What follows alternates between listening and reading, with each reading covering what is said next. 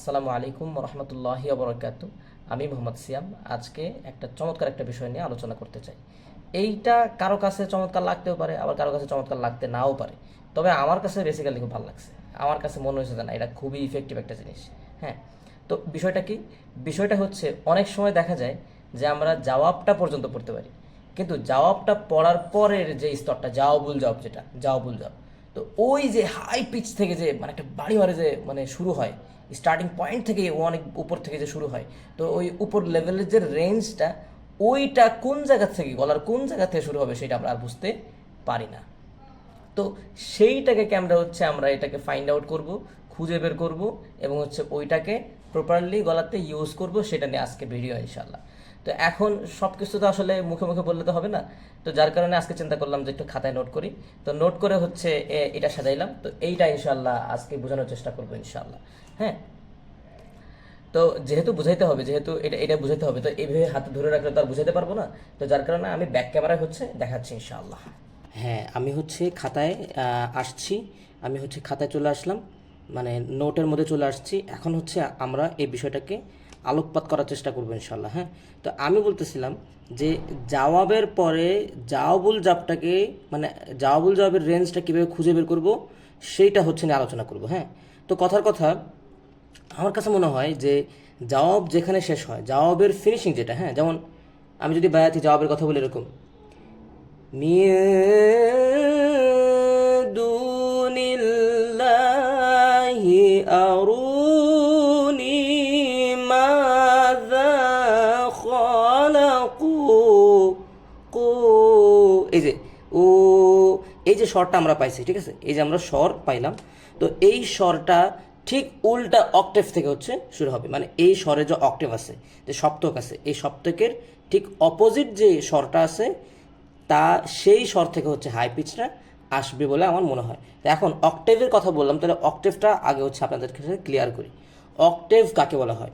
আমরা জানি সুরের যদি আমরা একেবারে একক ধরি, তাহলে সা রে গা মা পা ধা নি, এগুলো হচ্ছে সুরের ক খ বলা যেতে পারে।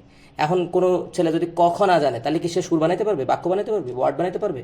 পারবে না। তো তার আগে ক খ শিখতে হবে। হ্যাঁ, তো কথার কথা মনে করেন যে আমরা জানলাম যে স্বর কী জিনিস। স্বর যে সা, এ একটা স্বর, এটা একটা স্বর, এটা একটা স্বর, সার গাম, এগুলো এক একটা স্বর। এখন এই সা থেকে নি পর্যন্ত, সা থেকে নি পর্যন্ত 7টা স্বর, 1 2 3 4 5 6 7, এই 7টা স্বরের ধারাবাহিক সমষ্টি, 7টা স্বরের ধারাবাহিক সমষ্টিকে সপ্তক বা অক্টেভ বলে। তার মানে কি, এই সা থেকে নিয়ে এই নি পর্যন্ত, সা থেকে নি পর্যন্ত একটা অক্টেভ। তারপরে আবার যদি সা থেকে শুরু হয়, তাহলে এই সা থেকে আবার ওই নি পর্যন্ত আরেকটা অক্টেভ। ঠিক আছে, আমি এখানে 2টা অক্টেভ লিখছি। ঠিক আছে, তো এখন আমি এই যে অক্টেভটা বুঝছেন, তাহলে আমি কি বলছিলাম যে জবাবের মানে যেখানে স্বর পাবো শেষ হবে, জবাবের ফিনিশিংটা যেখানে পাবো আমরা, তার ঠিক উল্টা অক্টেভ থেকে যেই স্বর পাবো, ওই স্বরের উল্টা অক্টেভ থেকে কি হবে, আপনার জবাবুল জবটা আসবে। জানলে তাহলে আমরা আগে আগে শুনি, তেলাওয়াতটা শুনি, তারপরে দেখি যে কোন স্বর আমরা পাওয়া যায়। ঠিক আছে, তারপরে আমরা বের করার চেষ্টা করবো ইনশাআল্লাহ। মিন দুনিল্লাহি আরুনি মাযা খালাকু, উ খালাকু, উ খালাকু, আ আ, আমরা এই স্বরটা পেলাম। তাহলে এই আটাকে আমরা যদি সা থেকে ধরে, তার নি পর্যন্ত যাবে, সা রে গা মা পা ধা নি সা। ঠিক আছে, এই যে এখানে এখানে সা সা, এই সার উল্টা অক্টেভ, এই একটা অক্টেভ পরে তার পরবর্তী, এই সায়ের পরবর্তী সাটা কি, এটা সা সা। ঠিক আছে, তাহলে আমরা যখন পাইলাম, এখন দেখা যায়, দেখবেন যে জাওয়াবুল জবাবটা পাইতে, জাওয়াবুল জবাবটা দেখবেন এইখান থেকে শুরু হবে। মা খালাকু মিনাল আরদি আম লাহুম শিরকুন ফিস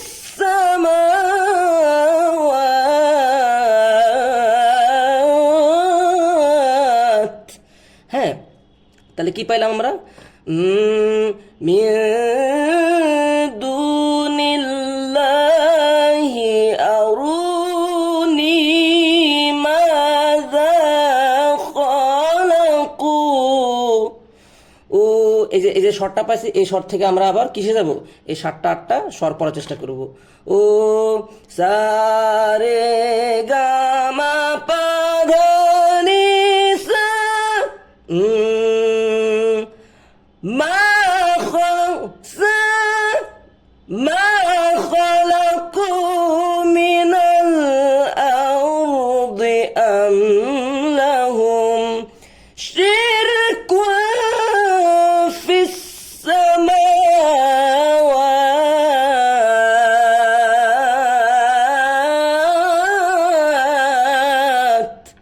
ইনশাল্লাহ।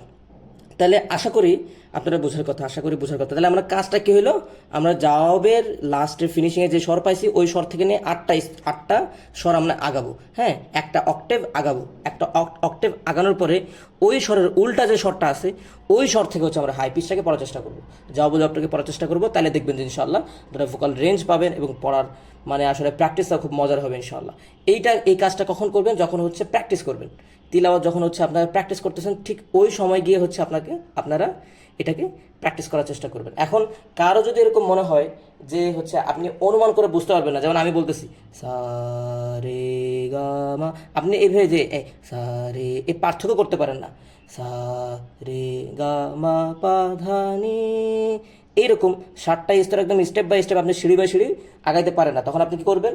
মোবাইলে হচ্ছে হারমোনিয়ামটা নামাবেন, নামে হচ্ছে সা 3 বা সা 4 থেকে আপনারা এই নি পর্যন্ত প্র্যাকটিস করবেন। ওইখানে যে সাউন্ড বাজবে সাতে টিপ দিবেন, যে সাউন্ড হবে সেই সাউন্ড পড়বেন, তারপর হচ্ছে রেতে টিপ দিবেন, রেতে যে সাউন্ড হবে সেটা পড়বেন। এভাবে আস্তে আস্তে আস্তে আস্তে প্র্যাকটিস করতে থাকবেন, ভোকাল ওয়ার্মআপগুলো করবেন, রেয়াজগুলো করবেন, তাহলে দেখবেন ইনশাল্লাহ অনেক ভালো করবেন ইনশাল্লাহ।